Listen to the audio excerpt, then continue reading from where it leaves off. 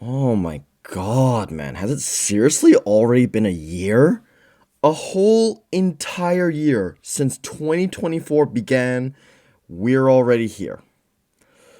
Good lord, where does the time go? Anyways, with another year gone round, the world of Tymoon has made another circle, and we're looking forward to another year of great servants to join the game. The JP server has certainly done some wild stuff in 2024, but even though that's in the future, this doesn't mean that 2025 on NA is any slouch either. Quite the opposite, actually. And honestly, while we don't get any big meta-defining supports like the last few years, not that we need any, we really don't need it anymore. This year is absolutely bringing the heat, filled with fantastic units that you probably want to start saving for, right as we speak. Sorry for the delay in the video, by the way. I hope you saved your quartz, cause man, this game is about to bring the D in DPS. That came out extremely wrong. Anyways, the ground rules are the exact same as previous years. First, gameplay first. I'm someone who advocates rolling for characters, but not everyone has that liberty, and character love is also entirely subjective. If you're watching this video, I'm assuming you want a good unit to fight for your gameplay. 2. Scarcity matters, not just the star rarity, but also if the unit is limited or story locked. That will factor, and especially so if they have very little rate ups. Priority always goes to the difficult to obtain. 3. Welfares aren't included. You're not a slacker, are you? Play the damn game. If you miss a welfare, that's on you for missing out on a free unit, and the only one you should blame for missing out is yourself. Number 4. This is all opinionated, based on experiences, impressions, and general thoughts on each servant. Every player uses different strategies, card types, math, whatever you do. This is just my own 2 cents on what I find is the most fun and generally useful gameplay from my experience, nothing more. If you disagree, that's fine, just don't be an asshole about it. Surprisingly difficult sometimes. Anyways, that's all the pleasantries out of the way, so let's get right into the honorable mentions and worthwhile banners that you might want to consider for next year.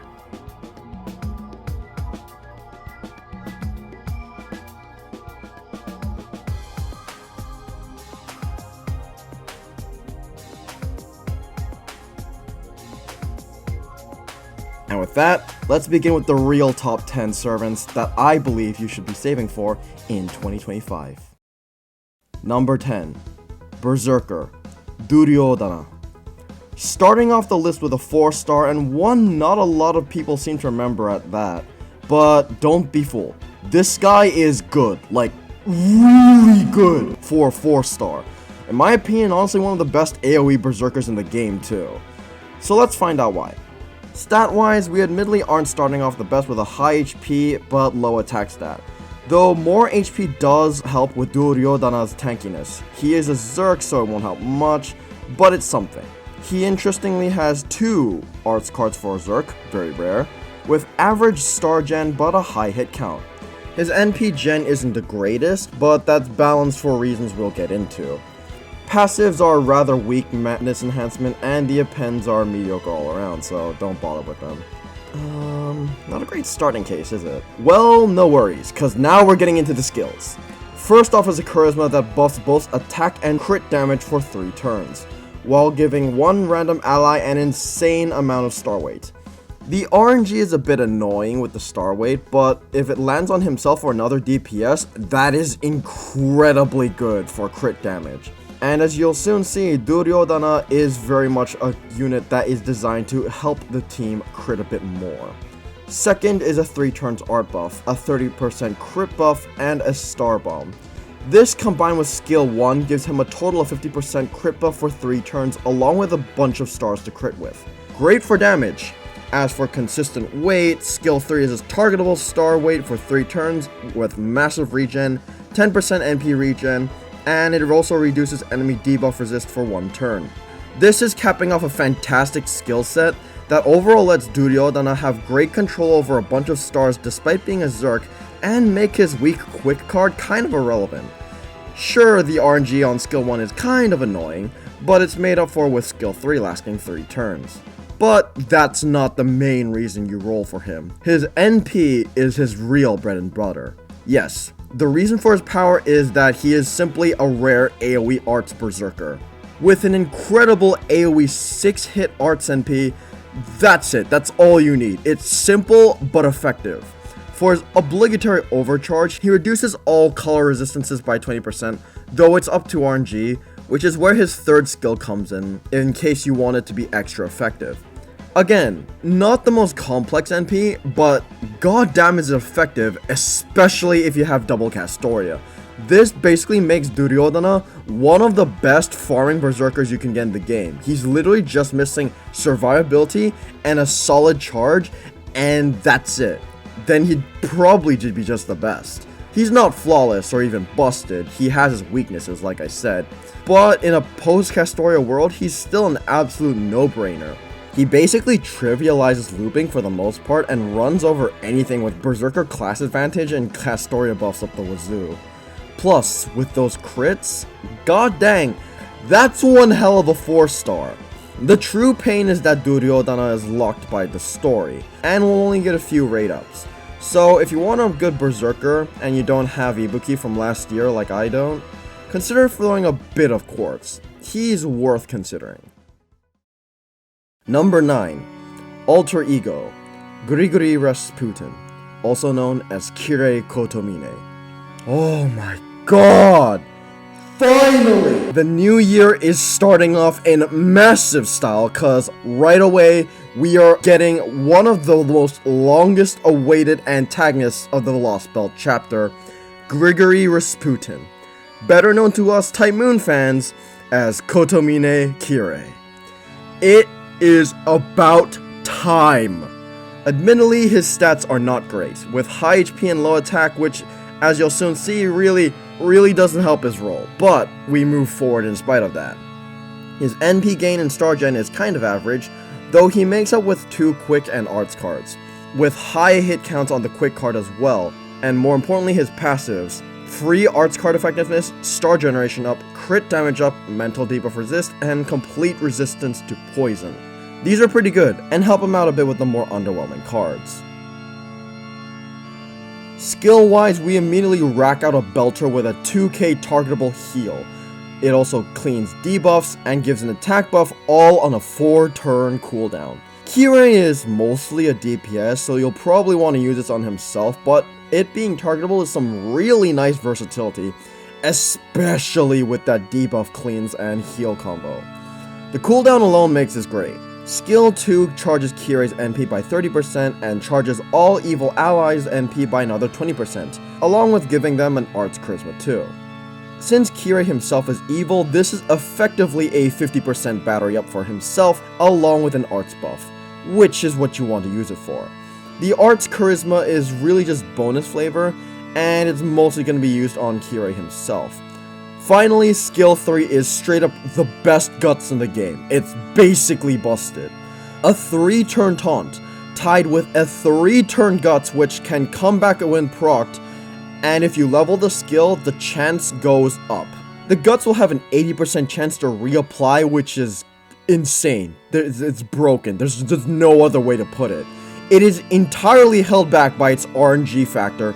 If you're really lucky, you can basically just have an immortal unit.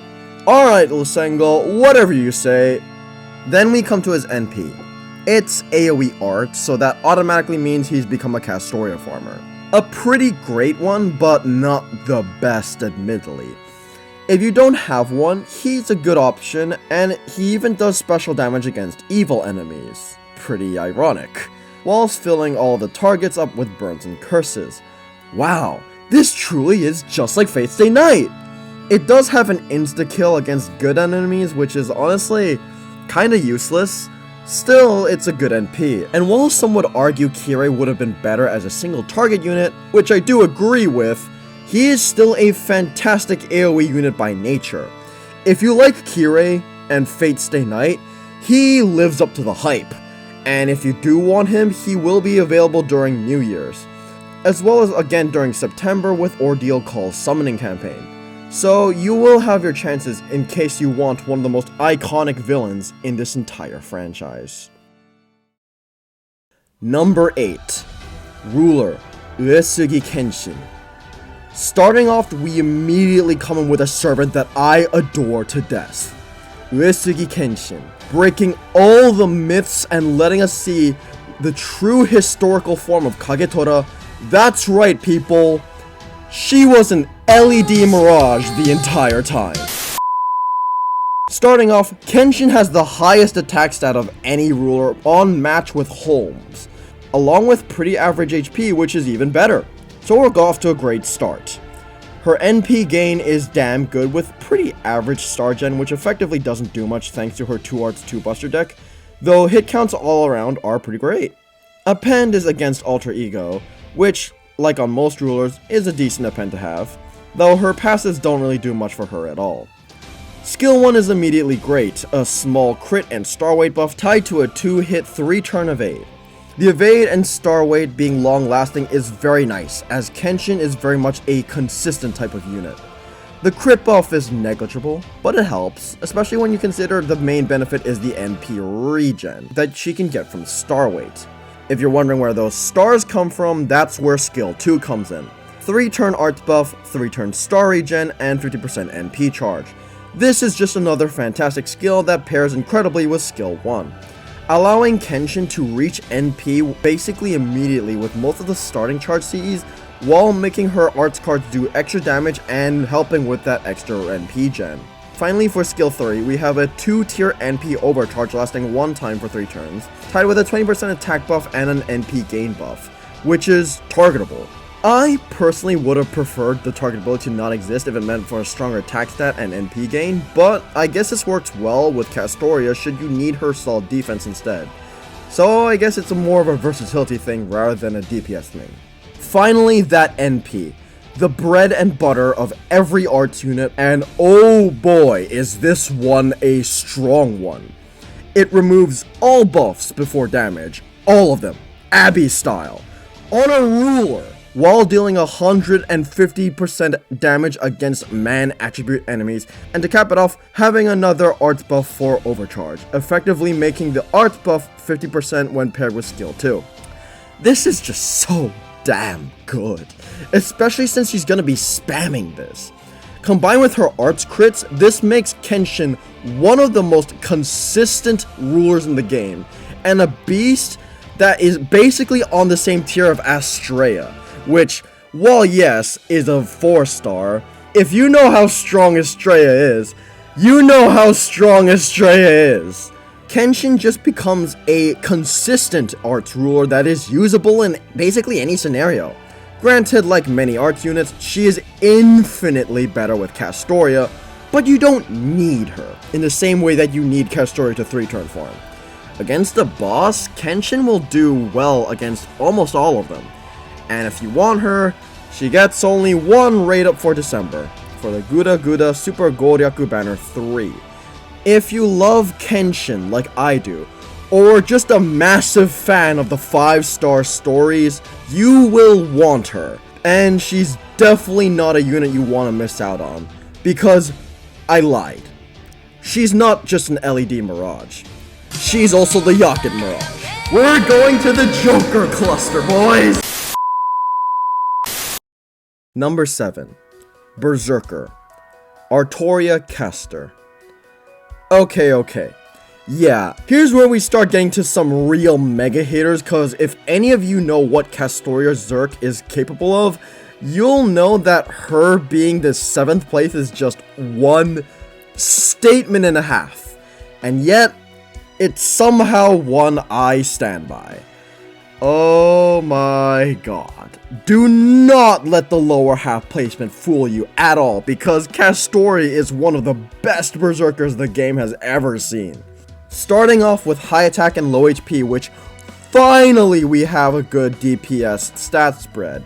She has below average NP gen and star gen for her class, which isn't great admittedly, but both are made up for by the good hit counts. Plus 2 arts cards on a berserker again. Nice! Passive-wise, her Madness Enhancement is a nice A rank, and Fey Eyes is actually really helpful on a Zerk like her because, again, let's be real, those crits hurt when you're a Zerk. Skill-wise, her first skill is a rare heavy crit damage buff and star weight buff, which in itself is great on a Zerk. But it is also the average 50% MP battery, which as on any other servant is just objectively good. It just turns what's already a pretty solid skill into one of the best charge skills any Berserker has seen. What else can I say? Second skill is a targetable skill, being a 20% NP overcharge by 2 stages for 1 time 3 turns, and a small NP gain buff. Another fantastic skill, though honestly, you're probably going to be using this on Castoria herself. This means Cass has potential for a 70% NP charge, and when combined with her arts deck, you're going to be doing some good spam. Finally, her third skill, an insane 3-turn 50% arts buff. Wow. 10 star regen for 3 turns and 1 turn invincibility. As far as the self-damage buffs go, this is fantastic. Not only consistent, but consistently strong as well. Plus, the star gen really helps her crit. Finally, her NP, and oh boy, what an NP. An Arts single target Noble Phantasm which grants the entire party Castoria's signature solid defense for 1 hit 1 turn, dealing special damage against threat against humanity enemies while reducing enemies' crit chance by just a bit.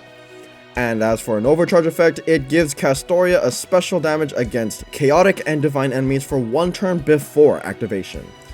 Straight up, one of the best single target NPs in the game, not only doing massive damage but also massive survivability. With double Castoria, she can not only loop well, but deal a great amount of damage that spams the solid defense around the entire party.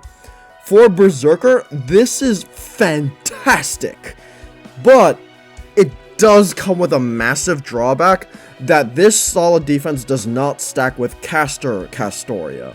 So if you're using a regular double Castoria team, the solid defense does get in the way of each other. Still, when you're spamming it, that's not as big of a problem. And it just doesn't change the fact that Caster Artoria is a fantastic Berserker. And if you don't have any single target Berserkers, this is the one to get! Even if you have Crimhealed or Vlad, Castoria Berserker is a single target unit that any player can use effectively, and offers some pretty amazing things as well. Fitting to her character, she dominates the field while keeping all of her allies alive. And if you want her, she'll be available during summertime, along with the next. So keep some quartz out for her, because Castoria really deserves it. She's just the best. Number 6. Alter Ego. Larva Tiamat. Oh my god, man! I cannot tell you how long I've waited for this! Probably one of the first servants I wanted in this game and one of my favorite Fake Grand Order original characters. I have legitimately always been a huge fan of Tiamat with her innate tragic story of impossible coexistence. Yet, despite that, I have always wished so much that we could form a link. Form understanding despite our differences. Macross style. And buddy, we finally got it! Transcending the impossible. We've gotten over the communication barrier, and now Mama's finally by our side.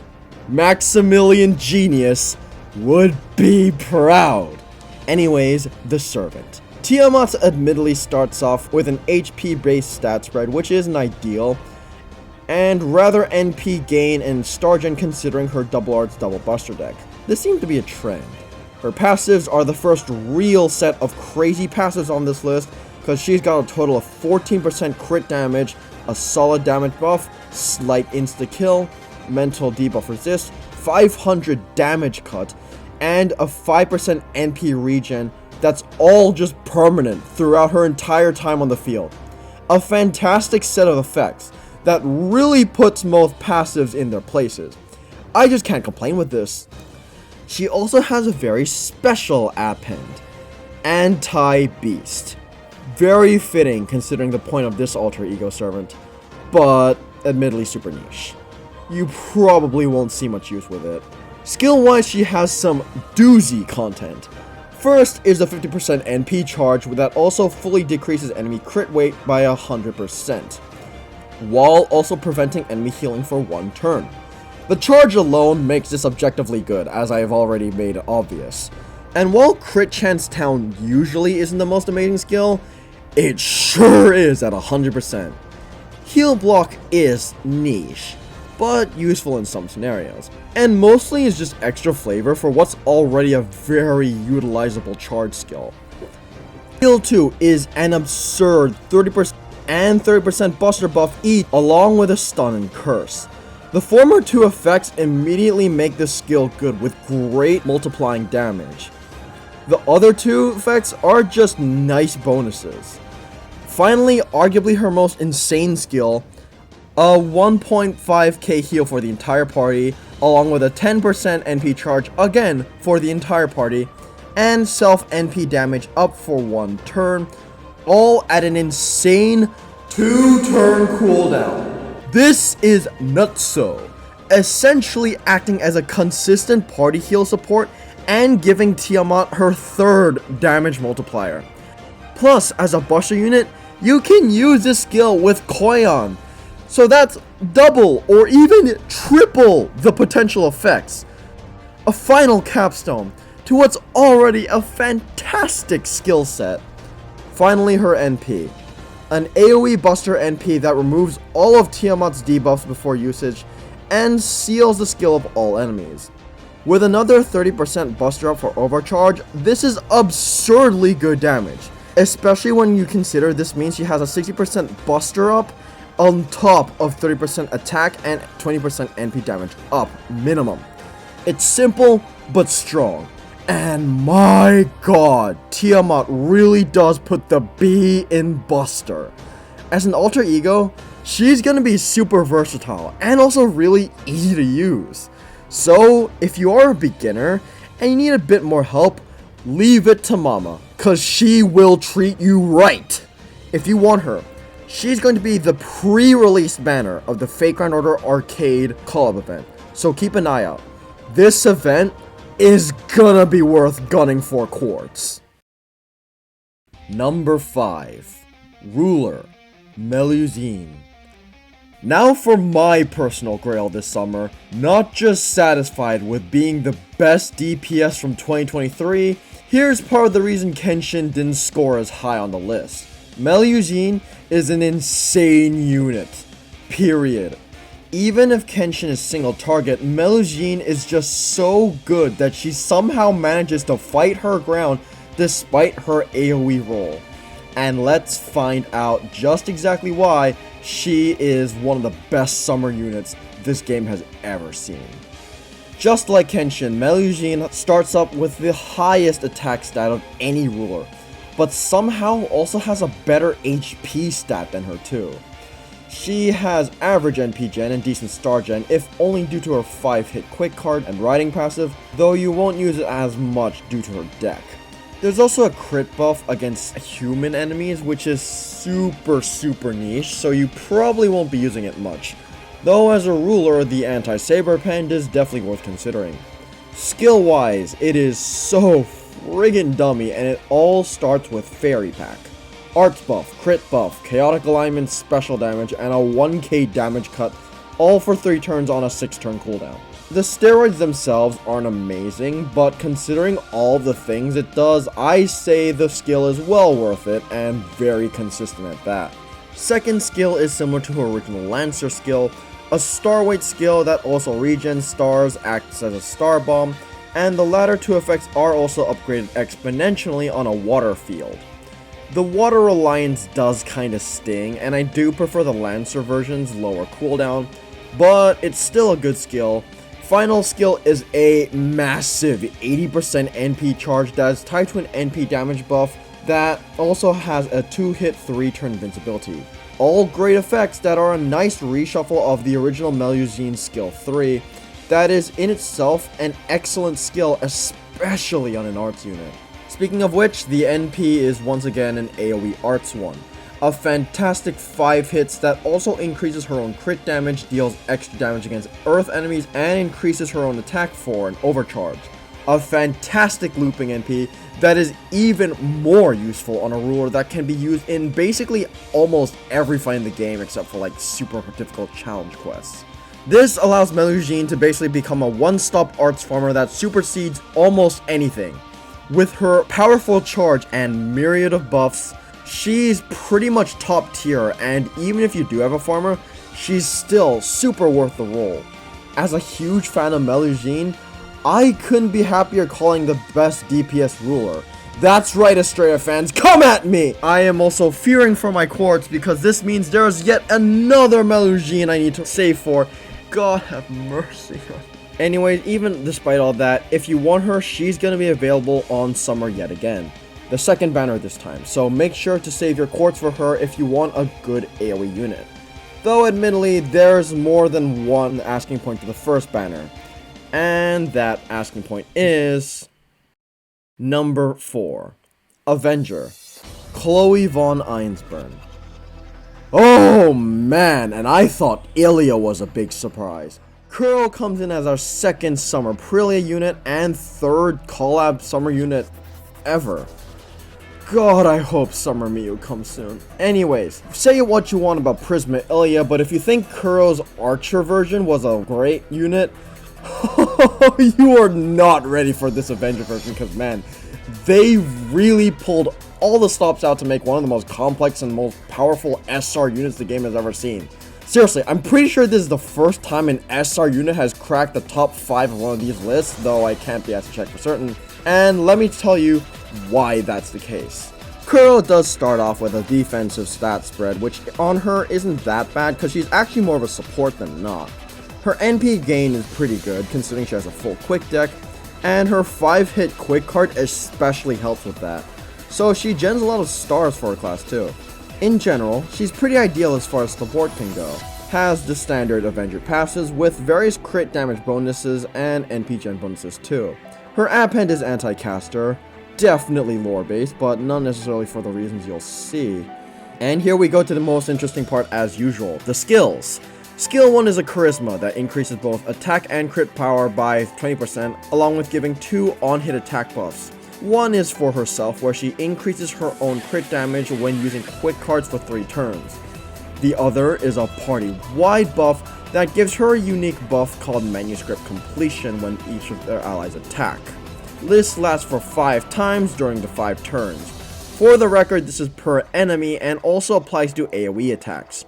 So, if you have an AoE NP or certain servants in the future that have AoE face cards, you can get multiple stacks going on in one attack. Second is a targetable Guts, which is good, even if it lasts only for 3 turns, but more importantly and more interestingly, this pushes Kuro to the back of your party. That's right, Miss Crane style, but on a skill. Yeah, so Kuro just power crept an SSR. Like, her buffs aren't as strong support-wise, but the effect being on a skill is so much better. Finally is a party NP damage up that also increases NP charge by 10% based on how many manuscript completion each ally has. Which means that if you have maximum effects, that's a 50% charge. That's not bad, though it will remove all manuscript buffs when used as a trade-off. Her NP is the least supported part of her, being a single target quick noble phantasm that deals extra damage depending on how many manuscript everyone on the party has completed, while also reducing enemy charge by 1 tick and having a quick buff for overcharge. Kuro isn't a natural DPS, but with the manuscript stacking multiplying buffs, she can actually do very good damage despite her attack, which means Kuro can function not just as a support, but also a DPS. Like other units such as Oberon, the things you can do with Kurl are just way too numerous and complex to cover in a quick segment. But between her strong attack buffs, strong NP, and ability to swap to the back of the row, she's genuinely one of the best supports the game has ever seen. Regardless of her card type, and even if you have other meta supports like Oberon or Castoria, her ability to swap back at will makes her super unintrusive, and if you're lacking a DPS, she can also do that role too. She's just very versatile, and as far as SR goes, makes a case for being one of the most useful and definitely one of the most powerful, even if you're a whale. You really can't complain much when it comes to her. And if you want this extremely helpful unit, she's going to be available for Banner 1 along with Castoria Zerk. So that just makes the banner 1 that much of an incredible banner to roll on. I'm serious, it's saying a lot when the SR unit outclasses the SSR, but it's just the truth. Kurl is fantastic, so absolutely bring her home. When Big Sis is watching you, I'm sure everything will be just fine. Number 3. Assassin, Tezcatlipoca. Alright, it's been a damn long while since we got a guy on this list, and while Duryodhana is a great unit, this guy, Tezcatlipoca, is our guy. Tez is another example that male servants can kick ass when they try to, and oh boy, this assassin is one hell of an assassin to get. Let's get into this, cause he is absolutely another reason to fear the upcoming Lost Belt 7 banners after the new year. Oh god, I'm not looking forward to that. Anyways, let's talk about the best assassin in the game. Yeah, I said it. Starting off, Tez admittedly has a piss poor attack set for an SSR, but high HP to boot, and as you'll soon see, it's not as big of a problem as it'll seem. His cards are okay, with average NP gen and star gen, but rare for his class, he has a 2 hearts and 2 buster deck.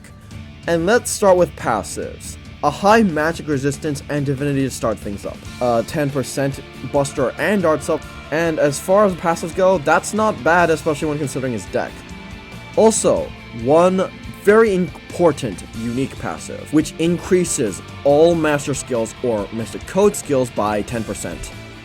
Worrying lore implications aside, this is a very niche and very useful skill, as it adds extra oomph into all of the master skills and makes them extra effective when you actually have them.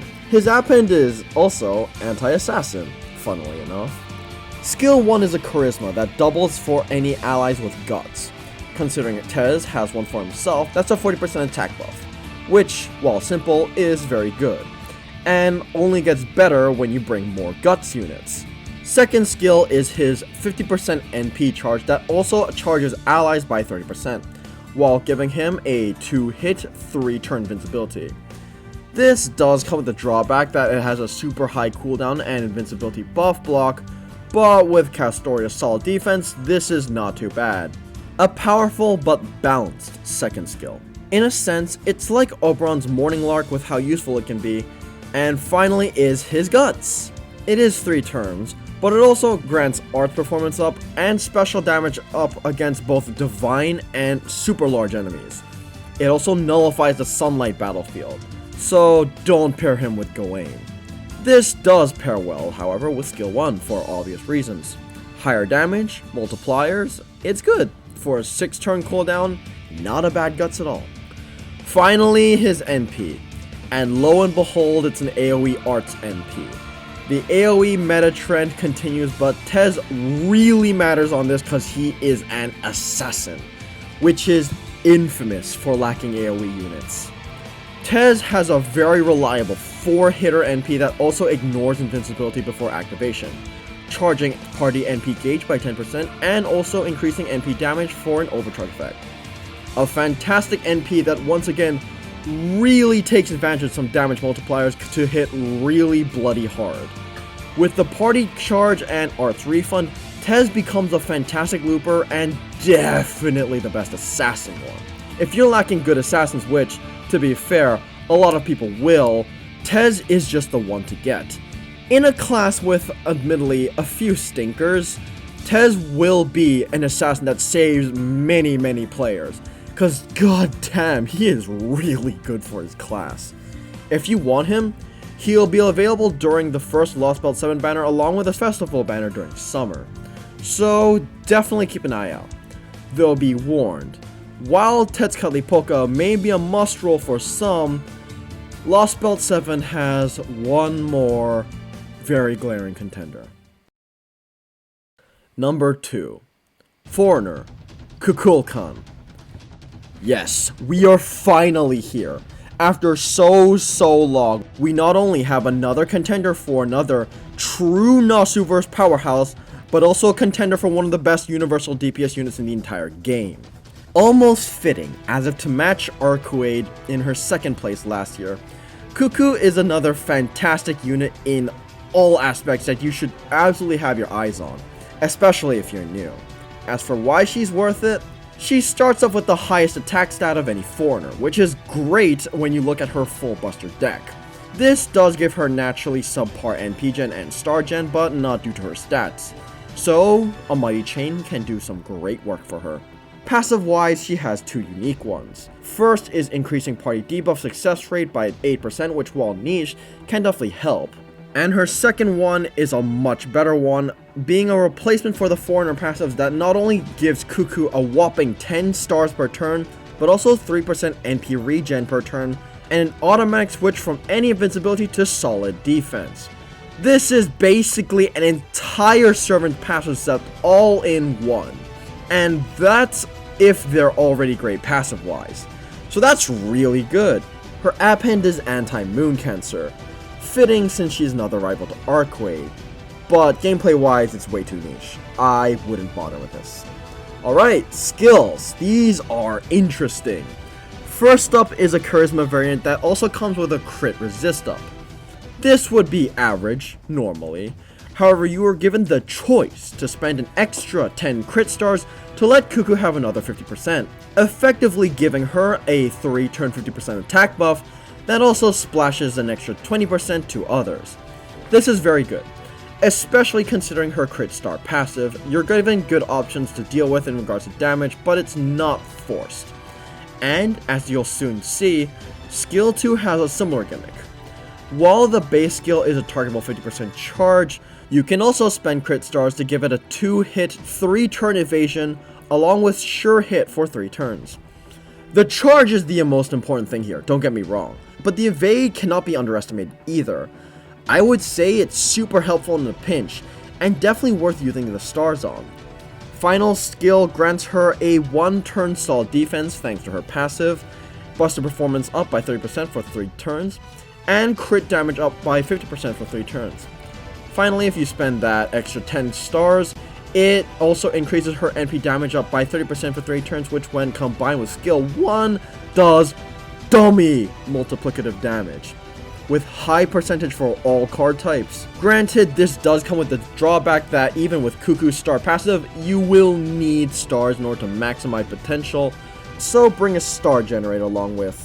However, these are options. The fact that you aren't forced to use them helps Cuckoo not become a paperweight even for new players, while also strengthening those who do have the resources to accommodate her. Specifically, Koyan Sky of Light. Needs stars? Well, she has a skill too. So that combined with the innate reload enabling is kind of a perfect pairing. Finally, her NP, a powerful buster NP that also increases Cuckoo's damage against threat against humanity before activation, sealing the skills for a turn, gaining a whopping 30 stars, and dealing extra damage against Earth enemies for an overcharge effect. The effects are niche, but since foreigners are super effective against themselves, you could say Cuckoo is perfect for fighting her own class.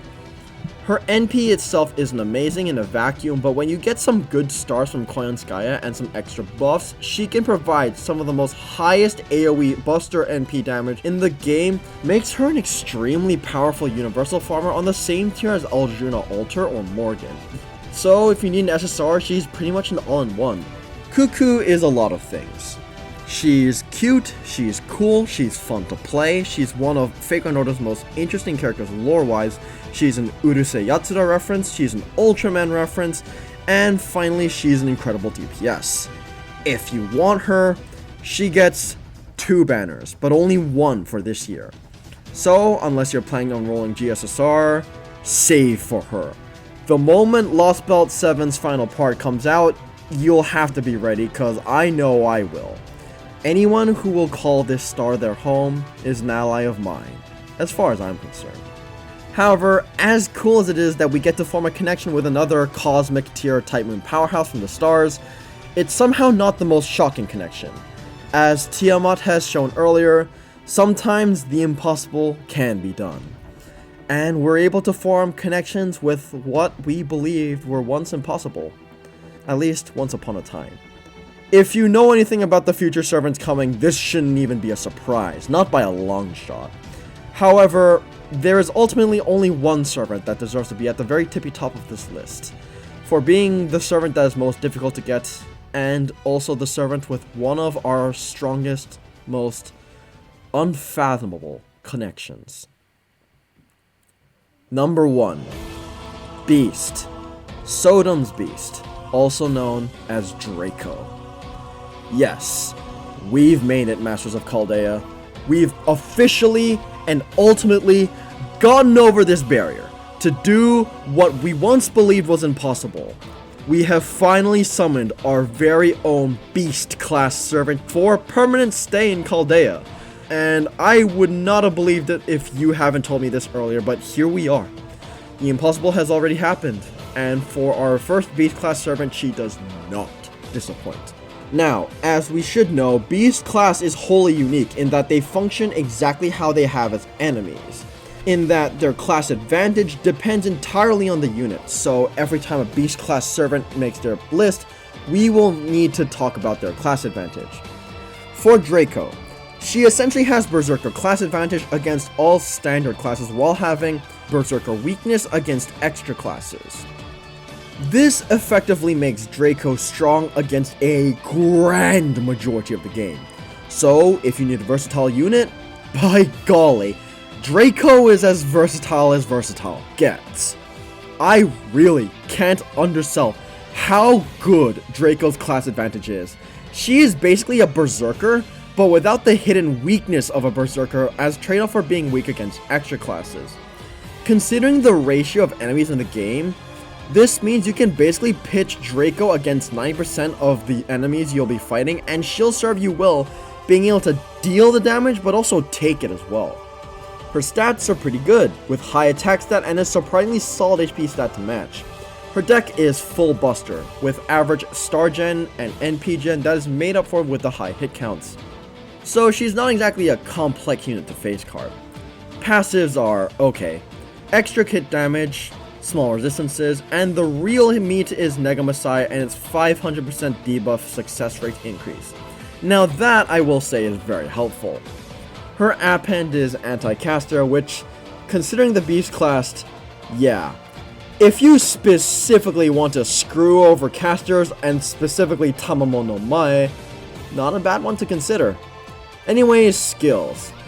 Oh boy, these are loaded, so bear with me. The first one is the simple skill, Number of the Beast, a fitting name since it has 3 effects all lasting 6 turns or hits.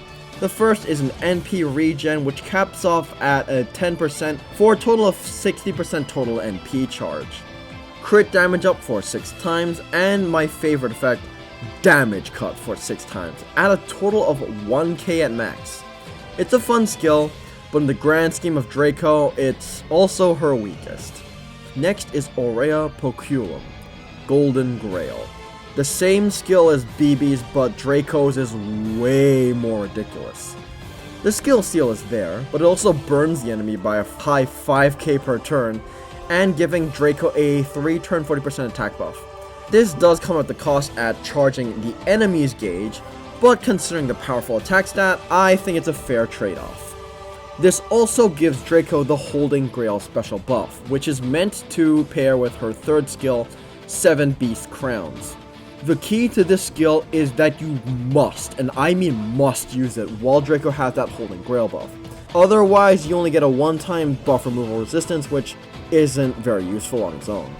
If you do have that Grail buff though, she gets an extra special damage against Roman and Draconic enemies, while while niche is nice to have. She has Star Regen, which give her own crit buffs a bit more worth, a one-time debuff immunity, defense pierce for a whole 3 turns, heal effectiveness increase, and most importantly, a second 20% NP regen, effectively giving her 30% NP regen for 3 turns.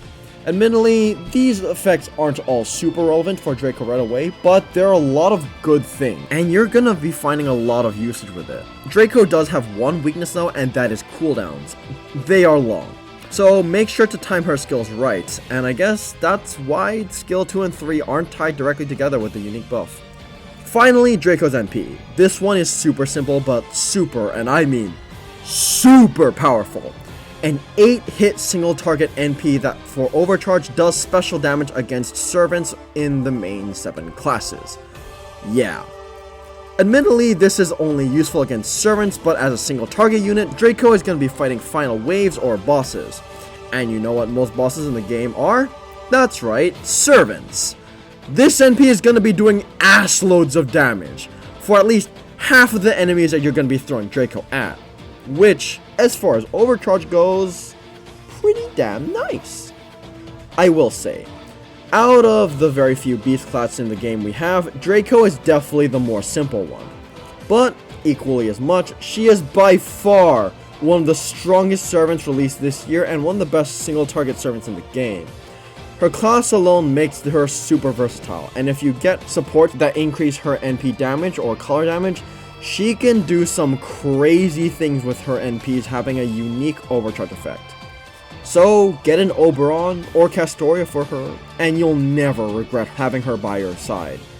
Plus, that's another big reason you want Draco, and that's rarity. Here's the thing. Most of these lists I don't put GSSR into account because ultimately GSSRs are a one-time thing and entirely RNG. They're more like bonuses than chances to get an actual SSR, since every 5-star is typically included. Right? Not anymore. I'm actually going to have to factor GSSR this time because Draco as a beast does not get GSSR banners. She is only available through the Destiny Order summon, which is more expensive and also much less common. So that's why she cinched the #1 spot over Cuckoo. She does get 2 banners thanks to the fan voted rerun, but ultimately Draco isn't just one of the strongest servants in the game, but also the rarest. So if you want her, make sure you don't miss your chance, because while Draco is Nero's shadow, she is still someone who deserves light. If you're willing to reach out a hand and befriend her, I'm certain she'll respond to you in kind. Anyway, at long last, we are finally done. The years are going by fast, but this game's content continues to drop as we slowly but surely approach the finale. One thing I do appreciate is that we haven't gotten any super groundbreaking must-own meta supports because we've had enough of those in my opinion. Getting new units that essentially just spice up your gameplay and are fun roles to get if you want them is exactly what I want to keep seeing. Plus, we still get experimental units like Kurl or Draco, and that's just the kind of content I love, so keep it coming. Either way, I think the game's in a very nice spot for now in terms of units at least. So, I look forward to the next year. For now, that's all from me. Thank you so much for watching this video, and I hope to see you again somewhere else on the internet. Until then, take care. Have a wonderful day.